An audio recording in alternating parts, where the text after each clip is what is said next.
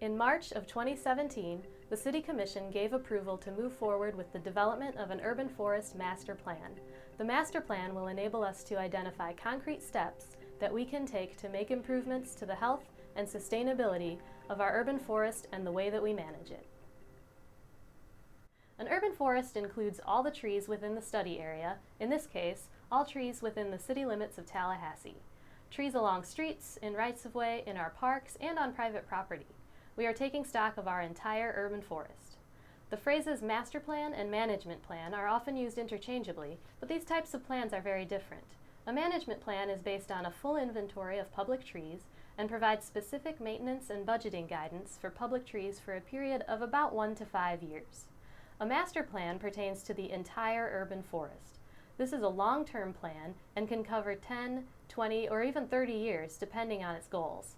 The plan will define goals specific to our unique needs and provide actionable steps that we can take to ensure proper tree management. We do this by first identifying the current state of our urban forest. We need information such as what types of trees is it made up of, and what sizes and ages, and what condition are the trees in.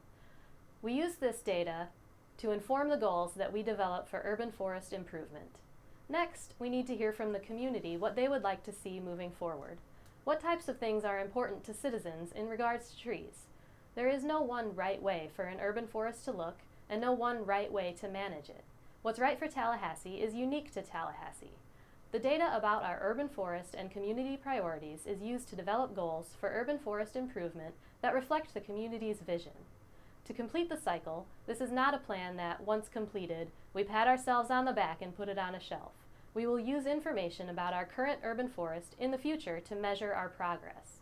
Have we increased the populations of tree types most valuable to us? Have we decreased preventable maintenance issues? We can only answer these questions by knowing where we started. We are currently in the input and data collection phase of this project. Next, plan development will occur in May through July, and we expect a final plan to be completed by late summer or early fall. Our data sources include existing public tree inventory information, including downtown and our CANOPY roads. This project also included a 3% sample inventory of public trees at randomly generated points throughout the city. Information is collected about every public tree in each area, including species, size, condition, and other information like site constraints. An urban tree canopy assessment was also performed using aerial imagery. This measures tree coverage in acreage rather than individual trees. It helps us understand our entire tree cover, including how it is distributed, where gaps are, and where priority areas for planting new trees might be. Other data collected includes review of city programs, policies, and code, and public input at stakeholder meetings, public meetings, special interest group meetings, and our online survey, which you can find at talgov.com/tallytrees. Please take a few minutes to take the survey. The data that we have collected about our urban forest is very encouraging. Our tree canopy was measured at 55%. That means that 55% of the land in Tallahassee is covered by trees. Remember, there is no right amount of tree canopy, but it's fun to know that this is the highest recorded tree coverage among comparable cities in the nation. We have a lot to work with here. Of course, while quantity has a lot of advantages, quality matters too. A healthy urban forest is resilient to pests and disease and sustainable in the long term so that future generations of Tallahasseans can enjoy the same or better trees in the future. An important indicator of urban forest health is age distribution. The bottom chart shows recommended industry standards for age distribution in the far right column. Remember that all urban forests are different, so industry standards are just general guidelines. Tallahassee is a bit low in categories of established, maturing, and mature trees, but high in young trees. This means that we are already on a trajectory to be within recommended ranges. Continuing to support already strong planting efforts will keep us on the right path. Another important indicator of urban forest health is condition of trees. Trees in good condition are longer lived, lower risk, and support ongoing healthy tree canopy. Tallahassee does not have a full public tree inventory, so our data here is limited. Currently, condition information is based on a 3% sample inventory. Continuing to work towards obtaining a full tree inventory is an important step towards understanding the condition of our public trees. This is a long-term project, but the city was recently awarded an urban and community forestry grant from the Florida Forest Service to complete an updated tree inventory in one segment of the city, so we are already working towards obtaining this information. Species diversity is another important indicator of urban forest health. A healthy urban forest should be made up of a diverse mix of species such that no one species makes up more than 10% of the total of our urban forest. Tallahassee is doing very well in species diversity. Only one species makes up more than 10%, the Carolina laurel cherry. This is a native tree, valuable to wildlife, that can be a bit weedy but is not invasive. Improvements to note, the official city tree, live oak, makes up 7% of our urban forest. However, water and laurel oak, both short-lived species known for being prone to storm damage, make up 10 and 7% respectively. Also note that the camphor, an invasive species not native to Florida, makes up 6% of our urban forest. Already we can see these diversity numbers can be improved to lower the population of camphor trees and raise the population of our highly valuable native species. Some identification tips for camphor trees. Camphor trees get quite large and are often prone to structural defects. They have waxy, shiny leaves that smell of menthol when crushed. Invasive species aggressively reproduce and outcompete native trees for space, so camphor trees aren't just bad trees, they are bad tree factories. Species suitability essentially means the right tree growing in the right place. Most cities struggle with trees that conflict with sidewalks and overhead electric lines, and Tallahassee is no different. Tallahassee has very little sidewalk conflict overall, mostly because many areas lack sidewalk infrastructure.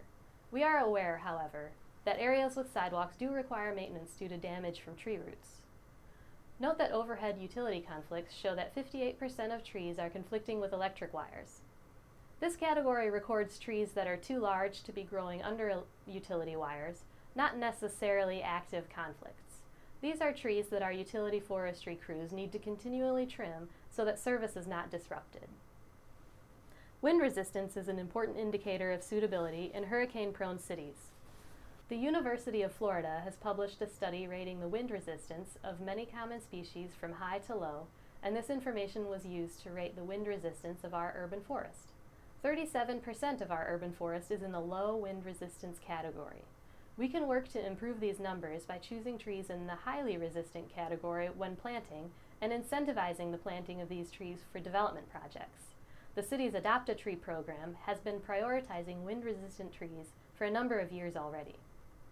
Tree coverage should be equitably distributed so that all residents experience the benefits that trees provide. Our study found that Tallahassee's trees were evenly distributed in most of our residential areas, so we are doing very well in this regard. Other studies that the city will receive as part of the Urban Forest Master Plan include a forest fragmentation study.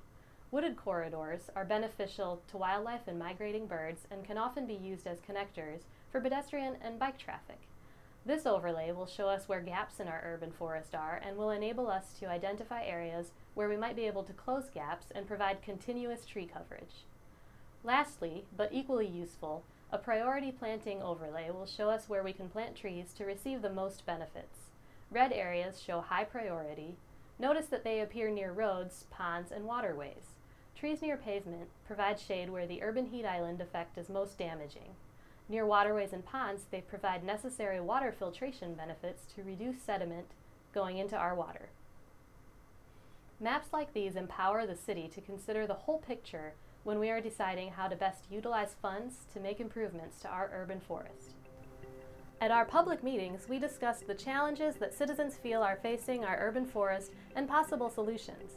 We also discussed the best way to communicate moving forward. Please share your thoughts by taking the survey at talgov.com/tallytrees.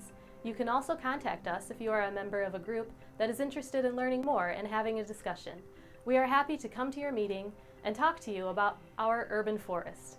With your help, we can ensure that Tallahassee's tree canopy is the best it can be, generation to generation.